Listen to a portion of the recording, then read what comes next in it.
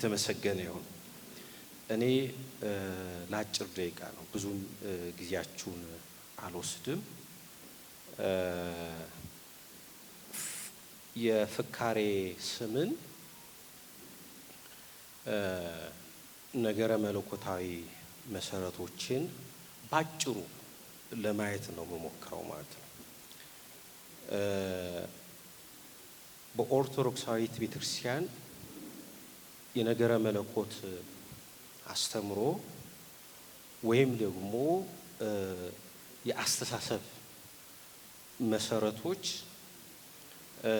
ስም እንደው ዝም ብሎ ድንገት የሚወጣ አይደለም ወይም ደግሞ ድንገተኛ አይደለም። በኦርቶዶክሳዊት ቤተክርስቲያን ስም መሰየም ወይም ስም ማውጣት ራሱን የቻለ ሚስጥራዊ ትርጉምና ብያኔ ያለው ያንንም ታሳቢ በማድረግ ይመስለኛል እንግዲህ መምህር ብሩክ ፍካሬ ስም ያሉት ማለት ነው። ስለዚህ ስም በኦርቶዶክስ ቤተክርስቲያን አስተምሮ ወይም ደግሞ በኦርቶዶክሳዊት ቤተክርስቲያን የነገረ መለኮት አተያይ ሰዎች ከእግዚአብሔር ጋር ያላቸውን ግንኙነት ሰዎች በህይወታቸው በዘመናቸው በሚገጥማቸው ሁሉ የሚያጋጥማቸውን ክስተቶች ወይም ማንነቶች የሚገልጹበት አንዱ መንገድ ነው ስም ስንል ማለት ነው። ስለዚህ በኦርቶዶክሳዊት ቤተክርስቲያን የስም አሰያየም ሁለት አይነት ነገረ መለኮታዊ ገጽታዎች አሉት። የመጀመሪያው ኦንቶሎጂካል ፐርስፔክቲቭ ይባላል። ይሄ ኦንቶሎጂካል ፐርስፔክቲቭ ማለት አንድ ነገር የመሆን ያ ነገር የመኖር ጉዳዩ መገለጫ አንዱ ተደርጎ የሚወሰደው ስም ነው። ለምሳሌ በዛ በኦሪት ዘፍጥረት ምዕራፍ 1 ቁጥር 5 ላይ ስትመለከቱ ምንድነው የሚለው? እግዚአብሔር ብርሃኑን ምን አለው ይለናል? ቀን፣ ጨለማውን ደግሞ ምን ይላል? ሌሊት ይላል። ስለዚህ የዚህ የኔሚንግ ቲዮሎጂ ሊቃውንት የስም በስም ላይ ጥናትና ምርምር የሰሩ ሊቃውንት ምንድነው የሚሉት? የመጀመሪያው የአሰያየም ወይም የስም ቲዮሎጂ የሚመነጨው ከዚህ ነው ብለው ነው የሚነሱት ማለት። ስለዚህ የመጀመሪያው ሰያሚ ራሱ ባለቤቱ እግዚአብሔር ነው ማለት ነው። ስለዚህ ብርሃኑን ቀን ብሎ ሰይሞታል።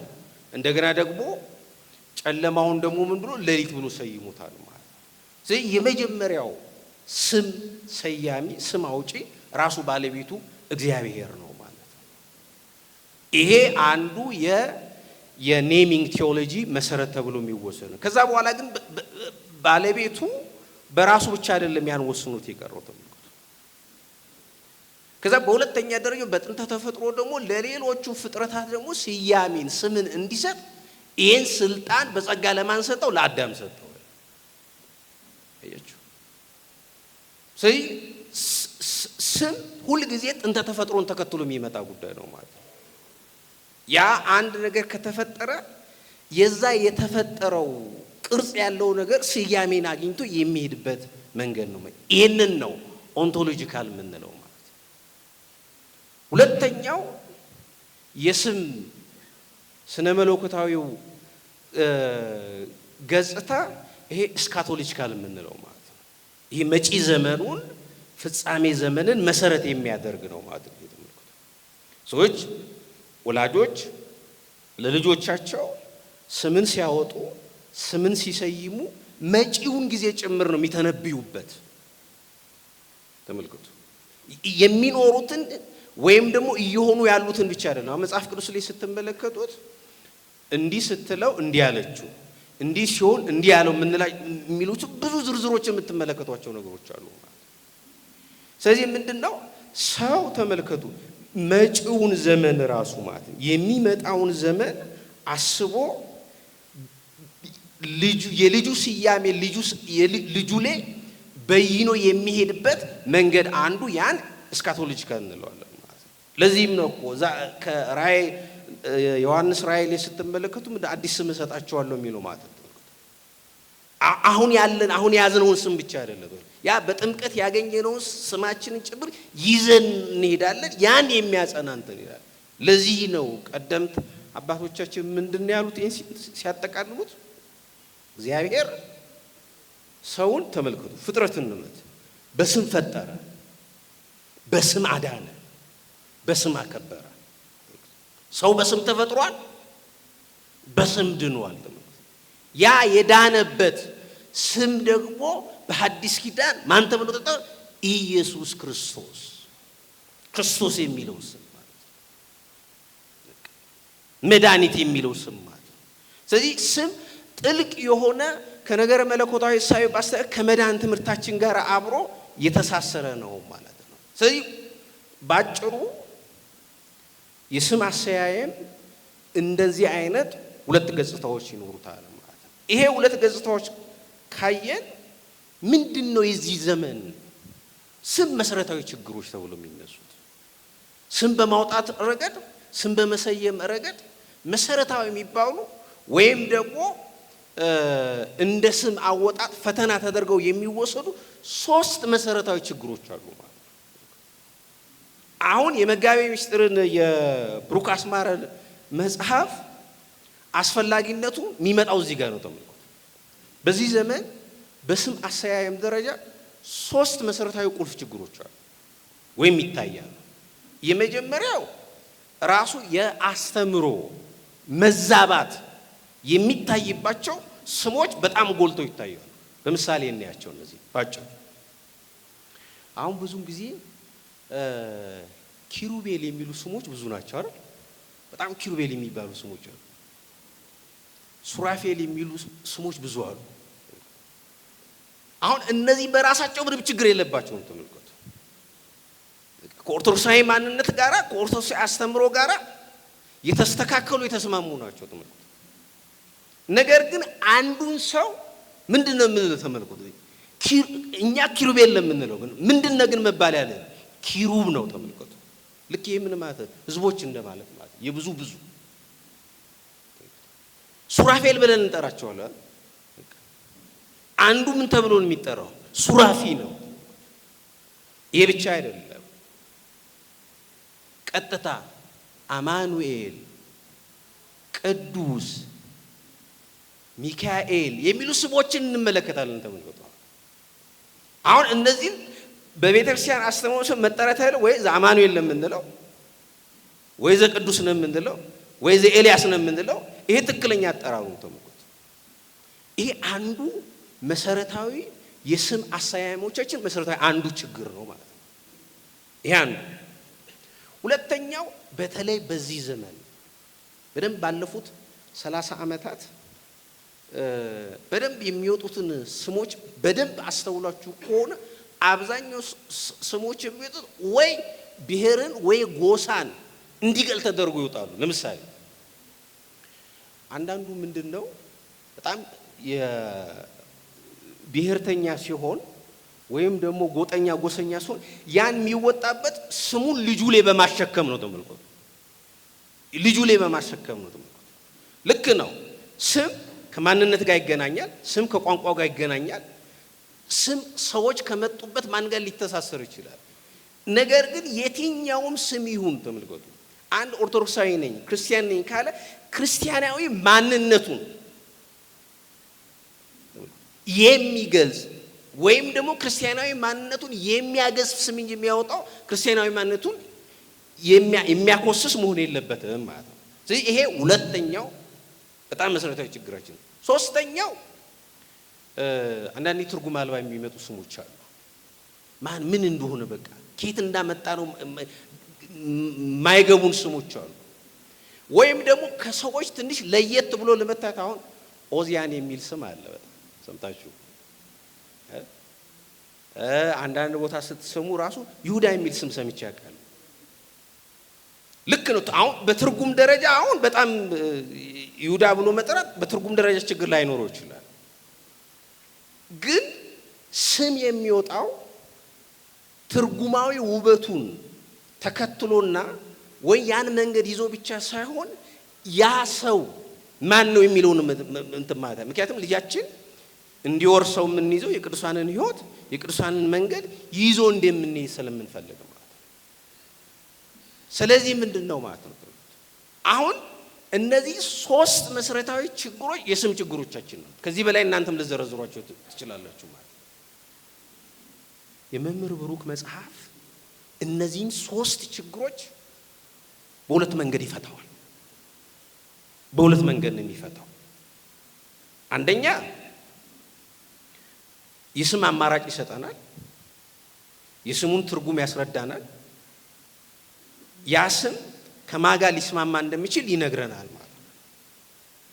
ስለዚህ ሰዎች የማይሆን ስሞችን እንዳይሰይሙ ከክርስቲያናዊ ማንነታቸው ከኦርቶዶክሳዊ ማንነታቸው ጋር የተሳሰሩ እነሱን ከእግዚአብሔር ጋር ተመልከቱ፣ እነሱን ከምስጢራተ ቤተክርስቲያን ጋር ሊያገናኙ የሚችል ስሞች አሉበት። ስለዚህ አንዱ እነዚህ የተበላሹ ስሞቻችንን ለማስተካከል አጋዥ መጽሐፍ ሆኖ ይረዳናል ማለት ነው። ይሄ አንዱ። ሁለተኛው በተለይ እኛ ሀገር ኔሚንግ ቴዎሎጂ የለም፣ ስም አይጠናም። እርግጠኛ ነኝ አሁን አንዳንድ ሰው እንደው ብሩክ እንደው ምን ቢቸግረው እዚህ ውስጥ እንደው የገባው ብሎ እንደ ተራ ነገር የሚቆጥረው አለ። በነገራችን ስም ራሱን የቻለ ትልቅ ጥናት ነው። በሌሎቹ አህታዊ ክርስቲያኖቻችን በማስተርስ ደረጃና በፒኤችዲ ደረጃ የሚሰጥ ኮርስ ነው። በነገራችን ኔሚንግ ቴዎሎጂ ማለት ነው።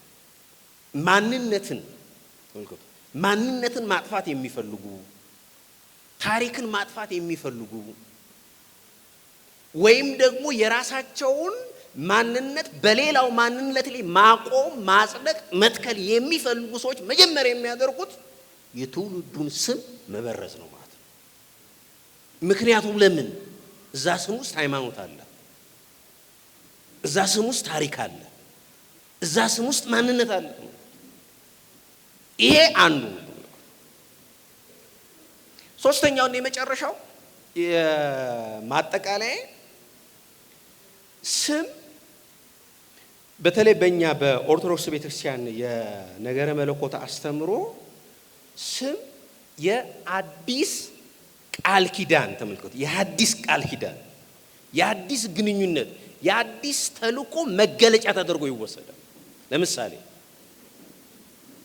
አብርሃም ከመባሉ በፊት ማን ነበር ስሙ?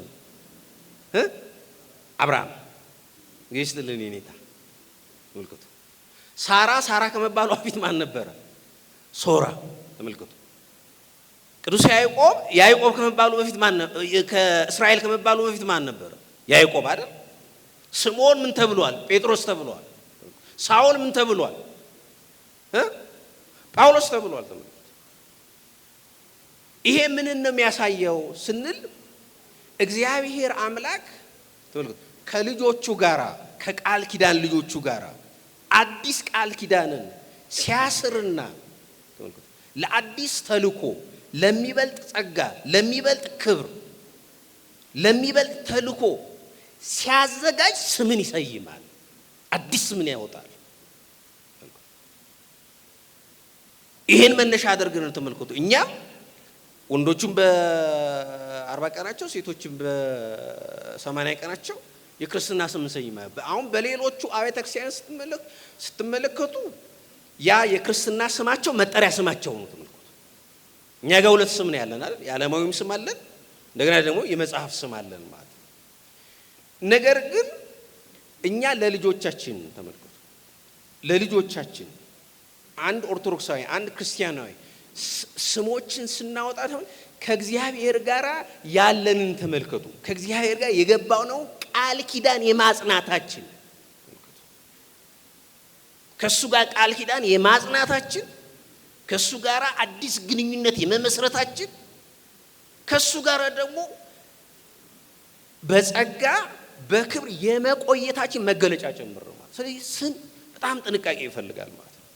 በጥንቃቄ የምናደርገው በጥንቃቄ የምንፈጽመው እንጂ ዝም ብለን አንስተን እንደው ምን ሰይመው ነገርና ይሄ ይመስለኛል እንግዲህ አሁን በዚህ ዝም ብለን ስም በማውጣት ሂደት ተለማምደን ነው እንግዲህ አሁንም ማዕረጉን የቤተክርስቲያኒቱን ማዕረግ የሚመለከተው የማይመለከተው የሚጫነው ለዚህ ይመስለኛል። ተመልከቱ በዚህ በራሳችን በቤታችን የጀመርነው መደፋፈር አመጣነውና የሊቃውንቱን ስም ቀምተን መጋቢ ምናምን ሊቀ ምናምን እየተባለ የምንጠራ ሆነናል።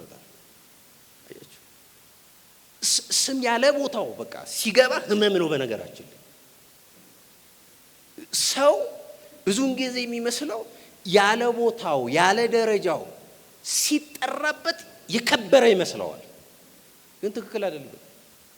ሰው በሚመጥነው መጫወት ያለበት፣ ሰው በሚመጥነው ልክ ነው መኖር ያለበት። ከሚመጥነው ተመልከቱ፣ ከሚመጥነው በላይ ስም ተሸክሞ የሚሄድ ከሆነ ያ ህመም ነው የሚሆነው። ምክንያቱም ዋናዎቹ አይናማዎቹ ከፊት ሲመጡ ያን ሰዓት ማፈርን ስለሚያስከትል ማለት ነው። ስለዚህ አንዱ የስም መበላሸቶቻችን ጭምር ይሄን የሚያመጣው ማለት እኔ እነዚህን መሰረታዊ ችግሮቻችንን ይሄ መጽሐፍ ፍካሬ ስም ይፈታል ብዬ አምናለሁ። እርግጠኛ ነኝ ነገ ከነገ ወዲያ ከመጋቢ ምስጢር ብሩክ አስማረ የማዕረግ ስሞችን በተመለከተ ደግሞ እንጠብቃለን። የማዕረግ ስሞች ለማን ነው የሚገባው? መጋቢ ሃይማኖት ማን ነው መባል ያለበት? መጋቢ ሐዲስ ማን ነው መባል ያለበት? መጋቢ ምስጢር ማን ነው መባል ያለበት የሚለውን ነገ ደግሞ እናነባለን ብዬ ተስፋ አደርጋለሁ። ስለነበረን ጊዜ ሁሉ እግዚአብሔር አምላክ የተመሰገነ ይሁን። ይቆየን።